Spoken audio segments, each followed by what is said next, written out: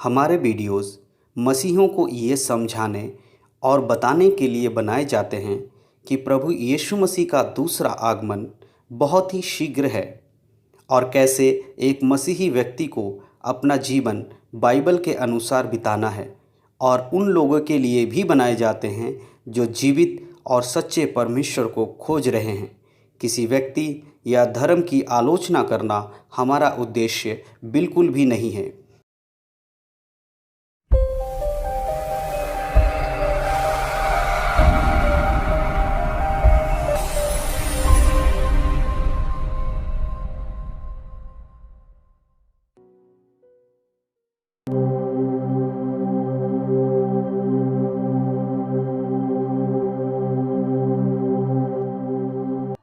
आप सभी को प्रभु यीशु मसीह के नाम से जय मसीह की। मैं निमेश कुमार आप सभी का स्वागत करता हूं द लिविंग वर्ड मिनिस्ट्रीज़ की ओर से आज के इस पारिवारिक बाइबल अध्ययन में। जिस प्रकार हम बीते दिनों से परमेश्वर की संगति में लूका रचित सुसमाचार को पढ़ रहे हैं और हम जानने की कोशिश कर रहे हैं कि किस प्रकार परमेश्वर ने अपने पुत्र के द्वारा मनुष्य जाति का उद्धार किया। तो इस जो पुस्तक है लूका रचित सुसमाचार, इसमें लगभग 24 अध्याय हैं। हम उनको पढ़ रहे हैं एक एक करके। रोज़ाना हम एक अध्याय पढ़ते हैं परिवार के साथ बैठकर, और पिछले जो हमने 5 अध्याय पढ़े हैं, अगर आप लोगों ने उन 5 अध्याय के वीडियोस को नहीं देखा है तो प्लीज़ आप उसको हमारे जो डिस्क्रिप्शन बॉक्स है उसके लिंक दिया हुआ है, प्लेलिस्ट दिया है उसमें पारिवारिक बाइबल अध्ययन के नाम से, और लूका रचित सुसमाचार गॉस्पल ऑफ लूक्स के नाम से दिया हुआ है प्लेलिस्ट। आप लोग उसमें जाएं और देख सकते हैं। बाकी हमारे जितने वीडियोस इससे पहले के हैं उनको देखने के लिए आप हमारे चैनल में जो प्लेलिस्ट है उसमें जाकर आप देख सकते हैं, और लिंक भी आपको डिस्क्रिप्शन में दे दिया जाएगा, आप अच्छे से उसमें जल्दी से देख पाएंगे। तो प्रभु के नाम की महिमा और स्तुति हो। आज फिर से हम परमेश्वर के वचनों से पढ़ेंगे। आज है हमारा पढ़ने का जो विषय है वो है लूका रचित सुसमाचार, उसका अध्याय 6 हम आज पढ़ेंगे और देखेंगे परमेश्वर हम सभी से क्या बातें करते हैं। तो वचन में जाने से पहले मैं चाहता हूं कि हम सभी लोग मिलकर प्रार्थना करें। तो हमारे लिए वचन पढ़ेंगी मेरी पत्नी है दिव्या, जो हम सभी के लिए परमेश्वर के वचनों से पढ़ेंगी, और उसके बाद हम वचनों को समझेंगे। मैं कुछ बातों को आपको बताऊंगा। तो वचनों में जाने से पहले ही हम अपने आप को परमेश्वर के हाथों में समर्पण करें, प्रार्थना करें, प्रभु के हाथों में सौंप कर, और हम विनती करें कि परमेश्वर हम सभी को अपने बुद्धि और सामर्थ्य से भरे ताकि हम परमेश्वर की गहरी बातों को समझ पाएँ। तो आइए हम सब मिलकर प्रार्थना करेंगे। सर्वशक्तिमान पिता परमेश्वर, हम आपका धन्यवाद करते हैं सुंदर समय के लिए जो आपने हमें दिया। प्रभु जी, आपके नाम की महिमा और आपके नाम की स्तुति करते हैं पिता। आज के दिन के लिए हम आपका धन्यवाद करते हैं प्रभु जी। आपने हमें और हमारे परिवार को संभाला। जितने लोग हमारे साथ परमेश्वर इस वीडियो को देख रहे हैं प्रभु जी, उन सभी को आपके हाथों में समर्पण करता हूं। उन सभी के लिए प्रार्थना करता हूं पिता कि उनके बुद्धि और ज्ञान खोले परमेश्वर पिता, आत्मिक आंखें खोले प्रभु जी, ताकि आपके वचन की गहरी बातों को हर एक को समझने के लिए पिता परमेश्वर सामर्थ्य मिलने पाए। प्रभु जी, जो वचन हम पढ़ते हैं पिता, केवल वो वचन सुनकर परमेश्वर जाने वाले नहीं पिता, उस वचन को अपने जीवन में लागू करके उसके अनुसार जीवन जीने वाले लोग बने परमेश्वर। प्रभु जी, दिव्या को आप इस्तेमाल करें, वचनों को पढ़ने के लिए सहायता और मदद करें प्रभु जी। आप मुझे भी इस्तेमाल करें परमेश्वर, आपके वचनों के द्वारा समझाने के लिए पिता परमेश्वर। पवित्र आत्मा आप हम दोनों की सहायता और मदद करें। जो इस वीडियो को देख रहे हैं उनको भी आशीष दें, उनके परिवार को संभाले प्रभु जी। सब कुछ पिता परमेश्वर आपके बलवंत हाथों में समर्पण करते हैं। सारा आदर महिमा आपको देते हुए यीशु मसीह के नाम से मांगते हैं, आमीन आमीन। परमेश्वर के नाम की महिमा और परमेश्वर के नाम की स्तुति हो। तो आइए हम वचनों में जाएंगे। तो इस समय वचन पढ़ने के लिए मेरी पत्नी दिव्या हैं, वचनों से पढ़कर हमें बताएंगे, और उसके बाद हम कुछ चीज़ों को इस वचनों के द्वारा देखेंगे। तो मैं चाहता हूं दिव्या, इसलिए हम इस समय हम सभी के लिए वचन को पढ़े। लूका रचित सुसमाचार अध्याय 6, सब्त का प्रभु। फिर सब्त के दिन वह खेतों में से होकर जा रहा था, और उसके चेले बाले तोड़ तोड़ कर और हाथों से मल कर खाते जा रहे थे। तब फरीसियों में से कुछ कहने लगे, तुम वह काम क्यों करते हो जो सब्त के दिन करना उचित नहीं? यीशु ने उनको उत्तर दिया, क्या तुमने यह नहीं पढ़ा है कि दाऊद ने जब वह और उसके साथी भूखे थे तो क्या किया? वह कैसे परमेश्वर के घर में गया और भेंट की रोटियां लेकर खाई, जिन्हें खाना याजकों को छोड़ और किसी को उचित नहीं, और अपने साथियों को भी दी।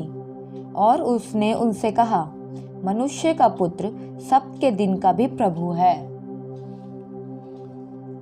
सूखे हाथ वाले मनुष्य को चंगा करना। ऐसा हुआ कि किसी और सब्त के दिन वह आराधनालय में जाकर उपदेश करने लगा, और वहाँ एक मनुष्य था जिसका दाहिना हाथ सूखा था। शास्त्री और फरीसी उस पर दोष लगाने का अवसर पाने की ताक में थे कि देखे वह सब्त के दिन चंगा करता है कि नहीं। परंतु वह उनके विचार जानता था, इसलिए उसने सूखे हाथ वाले मनुष्य से कहा, उठ, बीच में खड़ा हो। वह उठ खड़ा हुआ। यीशु ने उससे कहा, मैं तुझसे यह पूछता हूँ कि सब्त के दिन क्या उचित है, भला करना या बुरा करना, प्राण को बचाना या नाश करना। तब उसने चारों ओर उन सबों को देखकर उस मनुष्य से कहा, अपना हाथ बढ़ा। उसने ऐसा ही किया और उसका हाथ फिर चंगा हो गया। परंतु वह आपे से बाहर होकर आपस में विवाद करने लगे कि हम यीशु के साथ क्या करें। 12 प्रेरितों की नियुक्ति। उन दिनों में वह पहाड़ पर प्रार्थना करने गया और परमेश्वर से प्रार्थना करने में सारी रात बिताई। जब दिन हुआ तो उसने अपने चेलों को बुलाकर उनमें से 12 चुन लिए और उनको प्रेरित कहा। और वे ये हैं, शमौन जिसका नाम उसने पतरस भी रखा, और उसका भाई आंद्रियास, और याकूब और यूहन्ना और फिलिपुस और बरतुल्मै और मती और थोमा और हल्फाई का पुत्र याकूब और शमौन जो जेलोतेस कहलाता है, और याकूब का बेटा यहूदा और यहूदा इस्करियोती जो उसका पकड़वाने वाला बना। शिक्षा देना और चंगा करना। तब वह उसके साथ उतरकर चौरस जगह में खड़ा हुआ और उसके चेलों की बड़ी भीड़ और सारे यहूदिया, यरूशलेम और सूर और सैदा के समुद्र के किनारे से बहुत लोग जो उसकी सुनने और अपनी बीमारियों से चंगा होने के लिए उसके पास आए थे वहाँ थे। और अशुद्ध आत्माओं के सताए हुए लोग भी अच्छे किए जाते थे। सब उसे छूना चाहते थे क्योंकि उसमें से सामर्थ्य निकलकर सबको चंगा करती थी। आशीष और शोक वचन। तब उसने अपने चेलों की ओर देखकर कहा, धन्य हो तुम जो दीन हो, क्योंकि परमेश्वर का राज्य तुम्हारा है। धन्य हो तुम जो अब भूखे हो, क्योंकि तृप्त किए जाओगे। धन्य हो तुम जो अब रोते हो, क्योंकि हंसोगे। धन्य हो तुम जब मनुष्य के पुत्र के कारण लोग तुमसे बैर करेंगे और तुम्हें निकाल देंगे और तुम्हारी निंदा करेंगे और तुम्हारा नाम बुरा जानकर काट देंगे। उस दिन आनंदित होकर उछलना, क्योंकि देखो हमारे लिए स्वर्ग में बड़ा प्रतिफल है। उनके बाप दादे भविष्यद्वक्ताओं के साथ भी वैसा ही किया करते थे। परंतु हाय तुम पर जो धनवान हो, क्योंकि तुम अपनी शांति पा चुके। हाय तुम पर जो अब तृप्त हो, क्योंकि भूखे होगे। हाय तुम पर जो अब हंसते हो, क्योंकि शोक करोगे और रोओगे। हाय तुम पर जब सब मनुष्य तुम्हें भला कहेंगे, क्योंकि उनके बाप दादे झूठी भविष्यद्वक्ताओं के साथ भी ऐसा ही किया करते थे। शत्रुओं से प्रेम। परंतु मैं तुम सुनने वालों से कहता हूँ कि अपने शत्रुओं से प्रेम रखो। जो तुमसे बैर करे उनका भला करो, जो तुम्हें श्राप दे उनको आशीष दो, जो तुम्हारा अपमान करे उनके लिए प्रार्थना करो। जो तेरे एक गाल पर थप्पड़ मारे उसकी ओर दूसरा भी फेर दे, और जो तेरी दोहर छीन ले उसको कुर्ता लेने से भी ना रोक। जो कोई तुझ से मांगे उसे दे, और जो तेरी वस्तु छीन ले उससे ना मांग। जैसा तुम चाहते हो कि लोग तुम्हारे साथ करें, तुम भी उनके साथ वैसा ही करो। यदि तुम अपने प्रेम रखने वालों के साथ प्रेम रखो तो तुम्हारी क्या बड़ाई, क्योंकि पापी भी अपने प्रेम रखने वालों के साथ प्रेम रखते हैं। यदि तुम अपने भलाई करने वालों ही के साथ भलाई करते हो तो तुम्हारी क्या बड़ाई, क्योंकि पापी भी ऐसा ही करते हैं। यदि तुम उन्हें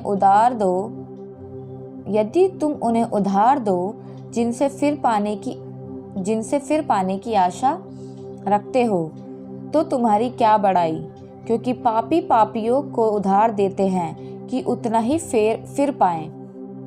वरन अपने शत्रुओं से प्रेम रखो और भलाई करो और फिर पाने की आशा ना रखकर उधार दो, और तुम्हारे लिए बड़ा फल होगा और तुम परम प्रधान के संतान ठहरोगे, क्योंकि वह उन पर जो धन्यवाद नहीं करते और बुरों पर भी कृपालु हैं, जैसा तुम्हारा पिता दयावंत है वैसे ही तुम भी दयावंत बनो। दोष ना लगाओ। दोष मत लगाओ तो तुम पर भी दोष नहीं लगाया जाएगा। दोषी ना ठहराओ तो तुम भी दोषी नहीं ठहराए जाओगे। क्षमा करो तो तुम्हें भी क्षमा किया जाएगा। दिया करो तो तुम्हें भी दिया जाएगा। लोग पूरा नाप दबा दबा कर और हिला हिला कर और उभरता हुआ तुम्हारी गोद में डालेंगे, क्योंकि जिस नाप से तुम नापते हो उसी से तुम्हारे लिए भी नापा जाएगा। फिर उसने उनसे कहा, एक दृष्टांत कहा, क्या अंधा अंधे को मार्ग बता सकता है? क्या दोनों गड्ढे में नहीं गिरेंगे? चेला अपने गुरु से बड़ा नहीं, परंतु जो कोई सिद्ध होगा वह अपने गुरु के समान होगा। तू अपने भाई की आंख के तिनके को क्यों देखता है और अपनी ही आंख का लट्ठा तुझे नहीं सूझता? जब तू अपनी ही आंख का लट्ठा नहीं देखता तो अपने भाई से कैसे कह सकता है, हे भाई ठहर जा, तेरी आंख से तिनके को निकाल दूं? हे कपटी, पहले अपनी आंख से लट्ठा निकाल, तब जो तिनका तेरे भाई की आंख में है उसे भली भांति देखकर निकाल सकेगा। जैसा पेड़ वैसा फल। कोई अच्छा पेड़ नहीं जो निकम्मा फल लाए, और ना तो कोई निकम्मा पेड़ है जो अच्छा फल लाए। हर एक पेड़ अपने फल से पहचाना जाता है, क्योंकि लोग झाड़ियों से अंजीर नहीं तोड़ते और ना जड़बेरी से अंगूर।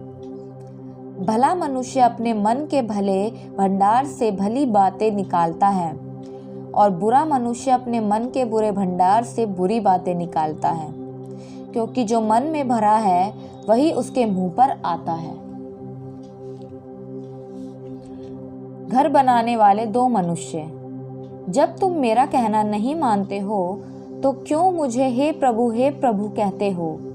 जो कोई मेरे पास आता है और मेरी बातें सुनकर उन्हें मानता है, मैं तुम्हें बताता हूँ कि वह किसके समान है।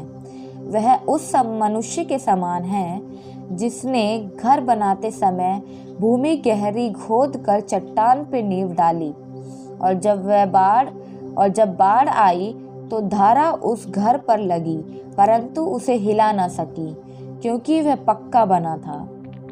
परंतु जो सुनकर नहीं मानता वह उस मनुष्य के समान है जिसने मिट्टी पर बिना नींव का घर बनाया।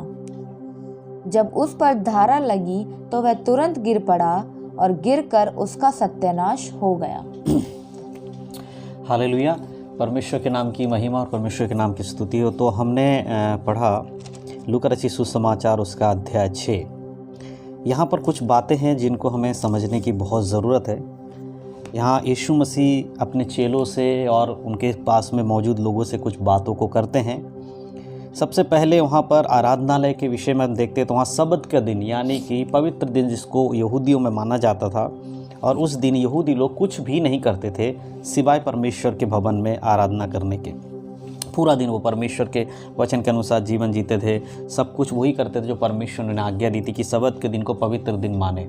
इस प्रकार से तो वहाँ पर एक व्यक्ति के विषय में लिखा हुआ है कि उसका जो था सूखा हाथ था। यहाँ पर लिखा है नहीं, यहाँ पर सब्त के दिन के ऊपर जो सूखे हाथ वाले से पहले एक घटना घटती है वो थी कि यीशु मसीह के चेले जो थे वो खेत में से बाल तोड़कर खाते। बाल समझते, गेहूं की बाली हो गया, धान की बाली, ऐसे कुछ चीज़ों को खा रहे होते हैं। तो फरीसी कहने लगते हैं कि ये कोई सही काम है कि सब्त के दिन तो आराम का दिन है, उस दिन कोई काम करना नहीं चाहिए, और तुम्हारे चेले क्या करते हैं, बाल तोड़कर खा रहे हैं। तो यीशु मसीह वहाँ पर एक उदाहरण देते दाऊद के विषय में कि दाऊद को भी एक समय ऐसी रोटी खानी पड़ी जो याजकों के लिए ही थी और उसके अलावा कोई नहीं खा सकता था, लेकिन दाऊद ने भी खाया और अपने साथियों को भी खिलाया। इसीलिए यीशु मसीह कहते हैं कि जब उचित होगा समय के अनुसार वो करना था, किया। और ये जान लो कि मनुष्य का पुत्र भी सबत के दिन का प्रभु, यानी कि यीशु मसीह जो है वो सबत के दिन पे भी प्रभुता करता है। इसीलिए हम लोगों को आज सबत के दिन का दिन नहीं, उसके अनुसार जीने की ज़रूरत नहीं है। हमें सबत के दिन के अनुसार कुछ नहीं करना, घर में बैठ जाना है, ऐसा नहीं। हमें आराधना करना है, बाकी काम भी कर सकते हैं और परमेश्वर के वचन के अनुसार हम बहुत कुछ कर सकते हैं आराधना ये सबत के दिन के लिए। सबत का दिन जो है वो यहूदियों के टाइम पे था। आज बहुत सारे डिबेट वाली बात होती है सबत के दिन के ऊपर, तो अभी हमारी चर्चा वो नहीं। बस हम यहाँ पर देख रहे हैं कि यीशु ने क्या कहा। यीशु ने उनको कहा कि तुम जान सको कि जो प्रभु यीशु है वो सबत के दिन का भी प्रभु है। उसके बाद क्या हुआ कि आराधनालय में जब उपदेश देने लगे तो वहाँ पर एक सूखे हाथ वाले व्यक्ति को देखा और वहाँ पर पहले से यीशु मसीह को पता चल गया था कि यहाँ के जो फरीसी या सदूकी है ये सवाल करेंगे। तो यीशु मसीह ने उस सूखे हाथ वाले व्यक्ति को बीच में खड़ा करके उसके हाथ को चंगा किया और उससे पूछा मतलब कि मनुष्य का उठ, बीच में खड़ा हो, और उठकर खड़ा हुआ। और यीशु ने उससे कहा, क्या तुम ये पूछते हो कि सबत के दिन क्या उचित है, क्या भला करना या बुरा करना क्या उचित है, या प्राणों को बचाना? इस प्रकार यीशु मसीह ने सवाल किया। तो वहाँ पर यीशु मसीह ने उस हाथ के सूखे व्यक्ति को चंगा किया। तो ये वहाँ पर यीशु मसीह ने साबित किया है कि सबत के दिन भी चमत्कार किए जा सकते, सबत के दिन भी दूसरों की भलाई का काम। कुल मिलाकर यहाँ पर एक इम्पॉर्टेंट चीज़ जो समझनी वो है, दूसरों के लिए अगर हमें भलाई का काम करने का मौका मिलता है तो हमें समय देखने की आवश्यकता है, हमें उसके लिए भलाई करनी चाहिए। यीशु मसीह ने यहाँ पर एक शिक्षा दी। और उसके बाद यीशु मसीह ने अपने 12 चेलों, उनके बहुत सारे चेले थे, उनमें से 12 को चुनकर उनको प्रेरित कहा, उनको अपने साथ जोड़ा है। बाकी उनको जो चेले थे उनमें से अलग करके इनको प्रेरित कहा। उनमें से कुछ लोगों के नाम यहाँ जैसे पतरस है, सिमोन जिसको पतरस कहा गया, यहूदा है जो यहूदा इस्करियोती है जिसने यीशु मसीह को पकड़वाया था। इस प्रकार 12 चेलों की नियुक्ति यहाँ पर यीशु मसीह प्रेरित के रूप में करते हैं। फिर शिक्षा के विषय में यहाँ पर चंगाई शिक्षा के विषय में यीशु मसीह सिखाते हैं, यरूशलेम में जाकर प्रचार करते हैं। आशीष के वचन उसके बाद आ जाते हैं, आशीष के वचन यीशु मसीह के द्वारा दिए जाते हैं। वहाँ पर यीशु मसीह बहुत सारी बातें कहते हैं। धन्य वो व्यक्ति है जो मन का दीन है, क्योंकि वो परमेश्वर के राज्य में प्रवेश करेंगे। धन्य है वे जो मनुष्य के पुत्र के कारण लोग जिनसे बैर रखते हैं, यानी कि यीशु मसीह के साथ चलने वालों को जब लोग बुरा कहते हैं, भला कहते हैं, बुराई में रखते हैं, उनको अलग ही कैटेगरी में छांट के रखते हैं, तो ऐसे लोगों को यीशु मसीह कहता है तुम धन्य हो क्योंकि तुम परमेश्वर के क्या है, पुत्र कहलाओगे। हालेलुया। ऐसे बहुत सारे धन्य वचन यहाँ पर यीशु मसीह बताते हैं कि किन लोगों को यीशु मसीह के वचन के अनुसार चलना चाहिए, किन लोगों को यीशु मसीह वचन के अनुसार चलने के कारण उनको सताया जाएगा। कौन से लोग हैं जो दूसरों की अगर हानि करते हैं तो उनको हाय कहा गया है। हाय तुम पर जो धनवान है, जो अपने धन पर भरोसा रखते हैं, जिनको पैसों की बहुत ज़्यादा लालच रहती है, ऐसे लोग क्या है कि वो उनके ऊपर हाय यीशु मसीह कहते हैं। हालेलुया। और उसके बाद हाय वो मनुष्य के बारे में भी कहते हैं जो झूठ बोलते हैं। ऐसे चीज़ों को मतलब यीशु मसीह ने वहाँ एक एक चीज़ों को बताया जो समझने की ज़रूरत है, और वहाँ पर उपदेश करने लगे। अब आगे आते हैं तो यहाँ पर शत्रुओं से प्रेम के बारे में यीशु मसीह सिखाते हैं कि तुम्हें अपने शत्रुओं से भी प्रेम करना चाहिए। बहुत सारे लोग क्या करते हैं कि केवल उनसे प्रेम करते हैं जो जैसे कि आपसे कोई प्रेम करता है तो आप उनसे प्रेम करते हैं, लेकिन क्या आपसे जो बुराई करते हैं आप उनसे प्रेम करते हैं? यहाँ पर यीशु मसीह सिखाते हैं जो तुम्हारे बुरा करे तुम्हारे लिए तुम उनसे प्रेम करो। यहाँ पर शिक्षा देते हैं कि यदि तुम अपने प्रेम करने वालों से ही प्रेम करते हो इसमें तुम्हारी क्या बड़ाई है, क्योंकि तुम तो प्रतिफल पा चुके, क्योंकि उसने तुमसे प्रेम किया और तुमने उससे प्रेम किया, बराबर हो गया। लेकिन जब तुम्हारी कोई बुराई करता है, तुम्हारे विरोध में कोई बातें करता है, जब तुम उससे प्रेम करते हो तो तुम्हारे लिए स्वर्ग में बड़ा फल रखा गया है। तो यीशु मसीह ने यहाँ पर शिक्षा देकर समझाया कि अपने शत्रुओं से क्या करो, प्रेम करो। और आगे यीशु मसीह समझाते हैं दोष लगाने के विषय में कि किसी पे दोष मत लगाओ। यदि कोई दोषी व्यक्ति भी हो तो उसके लिए प्रार्थना करो, लेकिन तुम उसके दोष को देखकर अपने जीवन को गलत दिशा में मत ले जाओ कि उसको दोषी ठहराने में ही समय व्यर्थ कर दो और बाकी चीज़ों में अब तुम्हारा समय ना रहे, बाइबल पढ़ना छोड़ दो या परमेश्वर के वचनों में चलना छोड़ दो। ऐसी चीज़ों को छोड़ करके दोष लगाने में मत चले जाओ। यदि कोई दोषी है तो उसके लिए प्रार्थना करो कि परमेश्वर उसे बुद्धि दे, सामर्थ्य दे और उसको अच्छे से चलने के लिए सहायता करे। इस प्रकार से और अपने आप को जांचने के विषय में यहाँ पर यीशु मसीह कहता है कि सबसे पहले दोष लगाने से पहले खुद को जांच लो। क्या जिस बात पे तुम दूसरों को दोष लगाने जा रहे हो उस बात में तुम परफेक्ट हो कि नहीं? अगर कोई झूठ बोलता है और आपको उसको दोष लगा तो झूठा है, तो यीशु कहते हैं कि पहले तुम देखो क्या तुम झूठ बोलते हो नहीं बोलते। अगर नहीं बोलते हो तब तो तुम उस लायक हो, किसी को बोल सकते हो, समझा सकते हो, लेकिन अगर तुम्हारे जीवन में ये सब बातें हैं तो ऐसे करने की तुम्हें कोई ज़रूरत नहीं। इसीलिए यहाँ पर उदाहरण के लिए दिया है कि जब तेरे ही आँख में लट्ठा है तो तू अपने भाई के आँख का तिनका कैसे देख सकता है। इसीलिए सबसे पहले जा तो अपने आँखों में से लट्ठा निकाल, उसके बाद तू भली भांति अपने भाई के जीवन में से तिनका निकाल पाएगा, उसके आँख में से तिनका निकाल पाएगा। यानी कि खुद को जांचने के विषय में यहाँ पर यीशु मसीह लोगों को सिखाते हैं और कहते हैं जैसा पेड़ होगा वैसा ही फल आएगा। यदि आप बुरे हैं तो आप बुरा ही फल लाएंगे, यदि आप अच्छे हैं तो अच्छे ही फल लाएंगे। यीशु मसीह कहते हैं कोई भी झाड़ी या ऊंट कटारों में से अंगूर नहीं तोड़ सकता, क्योंकि उसमें से तो कांटे ही निकलेंगे। यदि तुम दाख की बारी हो, तुम में से अंगूर या दाख रस ही निकलेगा। तो जैसा तुम्हारा स्वभाव, तुम्हारा शरीर होगा, वैसा ही तो अंदर आत्मा होगा, ऐसी बातें तुम्हारे अंदर से आएंगी। यानी तुम्हारे मन में जो होगा वो ही तुम्हारे अंदर से बाहर आएगी। तो कहता है यीशु मसीह कि यहाँ पर तुम्हें अपने आप को उस लायक बनाना होगा जैसे कि तुम्हें बनना चाहिए। परमेश्वर जैसे सिद्ध है, यीशु मसीह जैसे सिद्ध है, वैसे ही सिद्धता में तुम्हें चलना होगा। इस प्रकार का यीशु मसीह यहाँ पर उदाहरण के रूप में लोगों को समझाते हैं। फिर घर बनाने वाले दो व्यक्तियों का उदाहरण देते हैं कि मसीह के साथ चलना, परमेश्वर के वचनों में चलने वाली बात कैसा होता है कि वो व्यक्ति जो अपने घर को बनाने से पहले गड्ढा खोदकर उसका नींव पत्थर पर डालता है, ताकि जब कोई भी तूफान आए या मुसीबत आए उस घर को हानि नहीं पहुंचा सकता। क्यों? क्योंकि उसकी जो नींव है वो मजबूत चट्टान के ऊपर पड़ा हुआ। हालेलुया।